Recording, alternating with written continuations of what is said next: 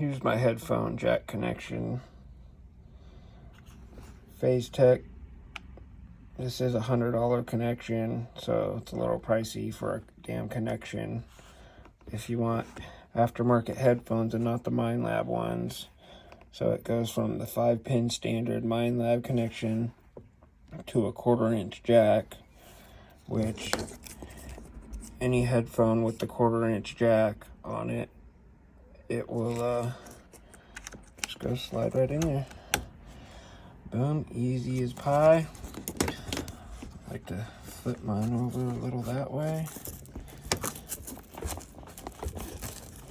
Boom. Now my jack is connected. My headphone is centered right there.